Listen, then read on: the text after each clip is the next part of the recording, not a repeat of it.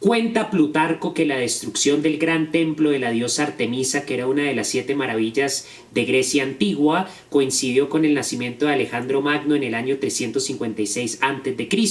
Y dice Plutarco que la leyenda aseguraba que la diosa Artemisa desatendió su propio templo, a pesar de que acabó siendo consumido por las llamas, para poder asistir al nacimiento del hijo de Filipo II.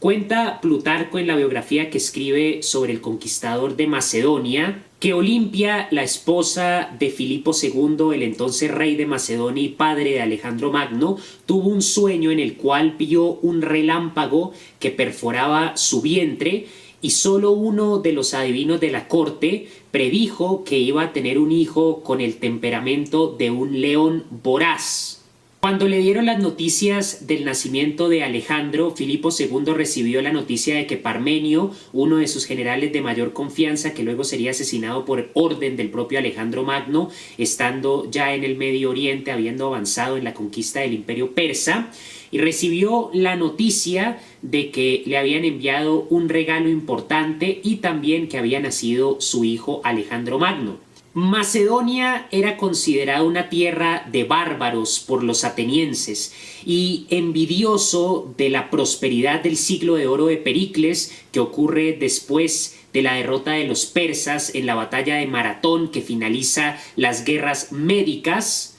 y que permite que Atenas forme la Liga de Delos y utilice esos recursos para volverse la potencia que gobierna el Mediterráneo a través de la construcción de los trirremos y a través de un auge en las artes, en la filosofía, que no ha tenido paralelo en el mundo antiguo clásico.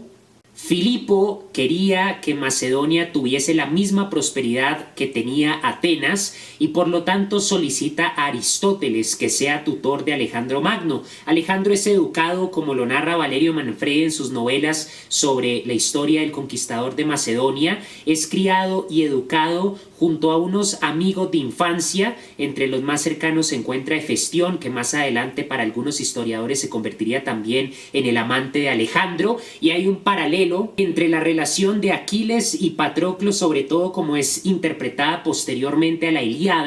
y la relación entre Alejandro y Hefestión. Tanto así que cuenta Plutarco que uno de los tutores de Alejandro Magno adoptó el nombre de Fénix, que era el mismo nombre del maestro de Aquiles en la Ilíada y que de hecho lo acompaña a la guerra de Troya, mientras que Hefestión asumió el nombre de Patroclo. Y entre los amigos de infancia, que más tarde se convertirían en los generales de Alejandro, que lo acompañarían a lo largo de sus 12 años de conquista, desde la Hélade hasta los confines de India, se encontraba Ptolomeo. Ptolomeo sobreviviría a la muerte de Alejandro en el año 323 a.C.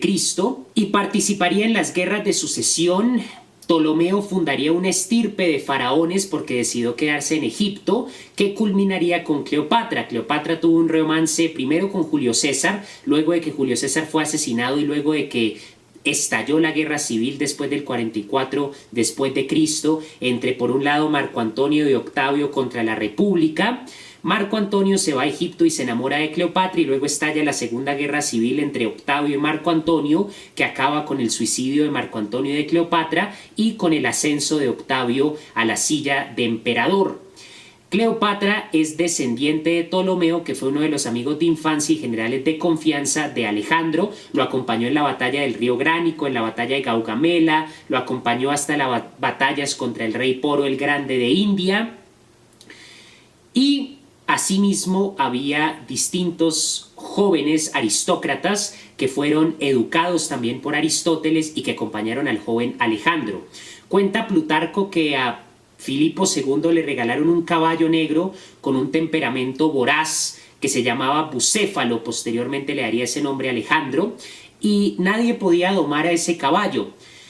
Alejandro entonces, para apaciguar la ira de su padre, que no podía creer que le hubiesen hecho un regalo tan ofensivo, un caballo que no podía domarse, se da cuenta que el caballo está aterrorizado por su propia sombra y consigue domar a Bucéfalo hablándole para que corra lejos de la luz del sol y de tal manera que no pueda ver su propia sombra y cese el miedo que le tiene a su sombra. Alejandro entonces domaría a Bucéfalo y lo llevaría a lo largo de sus conquistas hasta las batallas contra el rey Poro el Grande, que tenía elefantes en sus ejércitos, en India.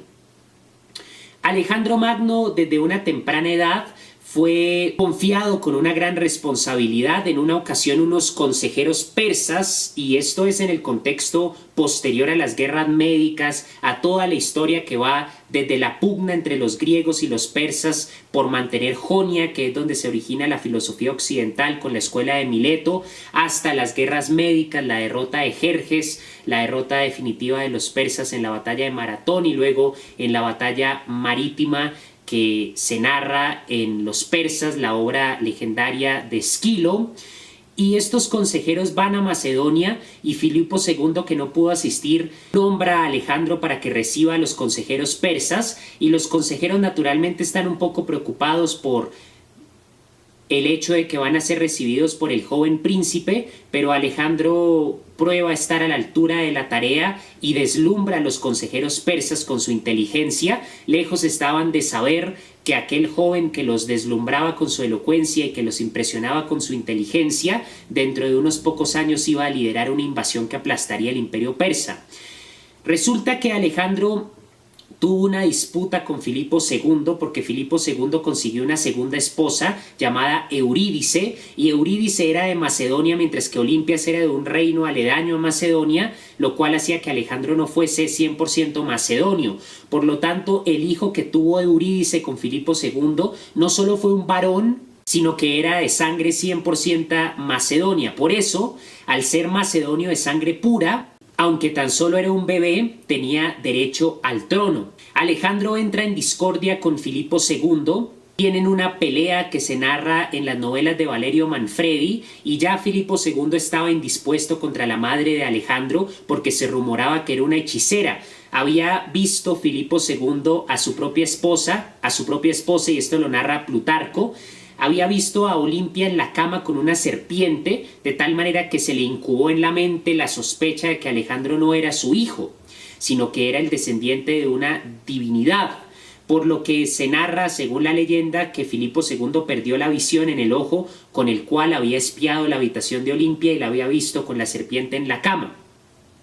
Alejandro es exilado por un tiempo, sus amigos, que luego serían sus generales, lo siguen, y luego Alejandro vuelve y trata de congraciarse con su padre Filipo II, lo ayuda en las conquistas que está librando Filipo II contra Tebas. Alejandro como general derrota al batallón de sangre de Tebas, derrota a diferentes ciudades-estado en las batallas que va librando Filipo II. Alejandro, ya siendo tan solo un adolescente, es nombrado como el jefe de la caballería, y en esa caballería están Hefestión, Ptolomeo y sus diferentes amigos de infancia. Alejandro entonces asiste a una conmemoración, y en esta conmemoración uno de los sirvientes de Filipo II apuñala al rey. Se rumora que el rey lo había violado en una celebración y este esclavo quería vengarse. Otros historiadores plantean la hipótesis de que Olimpia, al ver que Eurídice tenía un hijo que era 100% macedonio y que tenía derecho al trono,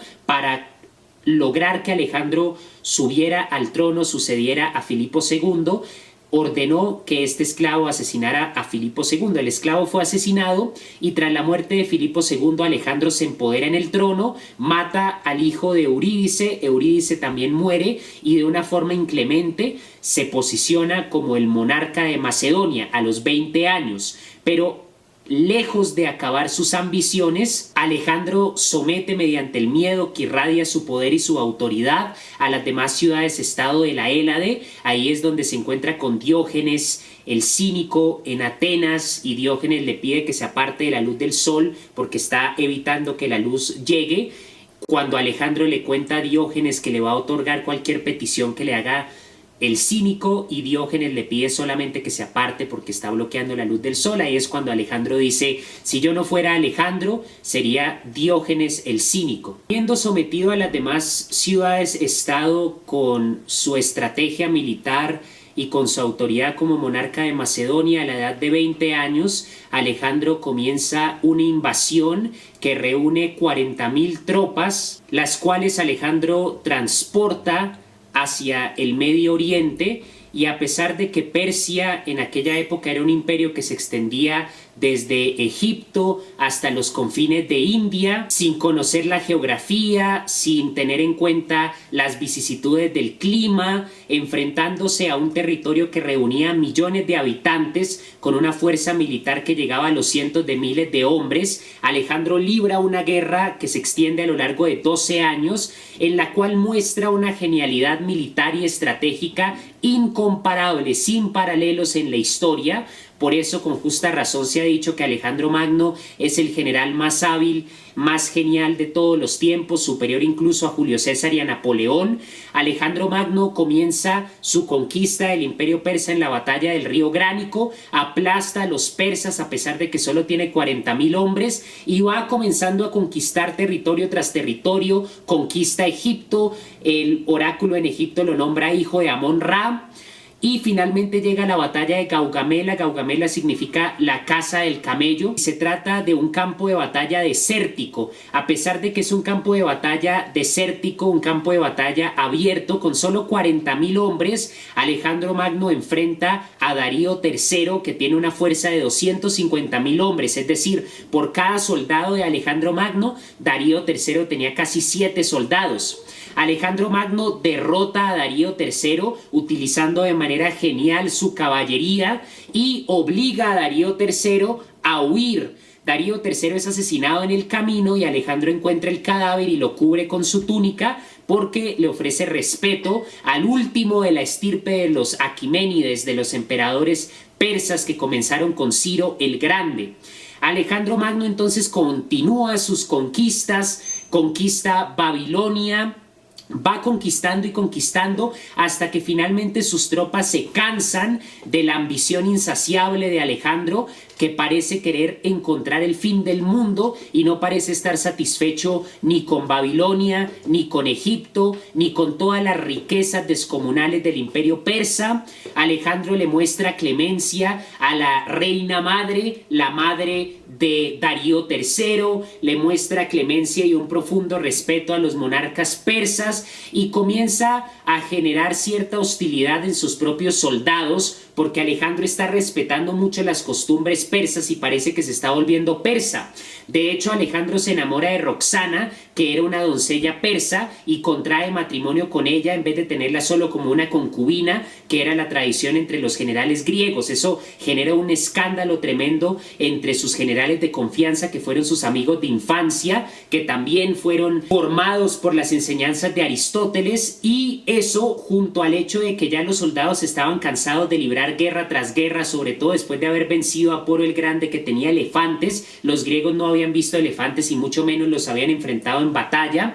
Los soldados entonces se rebelan contra Alejandro y se rehúsan a seguir avanzando, porque Alejandro quería seguir y seguir avanzando en sus conquistas. Por lo tanto, Alejandro decide como castigo, después de dar un discurso descomunal en donde le reprocha a sus soldados que siempre se va a recordar que ellos dejaron a su rey en Asia, Alejandro decide tomar la ruta más larga y extenuante de regreso a Babilonia, cruzando el desierto, y hace que miles de sus hombres mueran en el camino como castigo. Cuando llega a Babilonia enferma Hefestión, muere Hefestión, y Alejandro también acaba muriendo en el año 323 a.C., muy seguramente envenenado por sus amigos de confianza, por sus generales más cercanos, por sus amigos de infancia que fueron educados junto a él cuando era niño por Aristóteles, estos generales que lo ayudaron a vencer en la batalla del Gránico, que lo ayudaron a vencer en Gaugamela y que antes de eso lo acompañaban en la unidad de caballería durante las campañas militares de Filipo II, acabaron envenenándolo. Y sucede entonces una guerra entre los generales de confianza, se fragmenta el imperio de Alejandro, Ptolomeo se queda en Egipto, se vuelve faraón y comienza una estirpe que habría de acabar con Cleopatra. Distintos sucesores de Alejandro toman diferentes porciones del imperio y luchan entre ellos hasta que finalmente se destruye el imperio que construyó Alejandro Magno. Alejandro, en las novelas de Valerio Manfredi, tiene una obsesión con Aquiles, y Plutarco también menciona que Desde muy pequeño le llamaba mucho la atención la Ilíada, al punto de que uno de sus tutores lo llamaba Aquiles, llamaba Hefestión Patroclo, y se cambió el nombre a Fénix con tal de alimentar esa fantasía de ambición y de gloria que ya tenía el pequeño Alejandro Magno. Alejandro Magno es una figura fascinante porque, independientemente de las objeciones históricas que se tengan frente a la biografía de Plutarco o frente a todos los registros históricos muy posteriores a la época de Alejandro, lo que no se puede objetar, lo que está más allá de toda duda, es que efectivamente un joven de poco más de 20 años, con solo 40.000 hombres, logró ser un líder lo suficientemente fuerte como para que lo obedecieran 40.000 hombres en una misión que parecería una misión suicida a todas luces, invadir un imperio tan formidable como el imperio persa. Logró, ante una geografía desconocida y contra cientos de miles de enemigos que tenían todas las ventajas, el clima, los recursos que vivían ahí, mientras él tenía todas las desventajas imaginables, logró vencer de una forma aplastante y contundente a la maquinaria del monstruoso imperio persa, una hazaña que no tiene paralelos en la historia. Por lo tanto, era una figura lo suficientemente poderosa como líder, lo suficientemente genial como estratega militar, que consiguió una victoria sin precedentes que hace palidecer las conquistas de Napoleón, de Julio César y todas las demás conquistas, incluso las de Gengis Khan, porque no había otro conquistador en la historia que se haya enfrentado a tantas adversidades y las haya superado de forma tan magnífica como Alejandro Magno, Alejandro de Macedonia.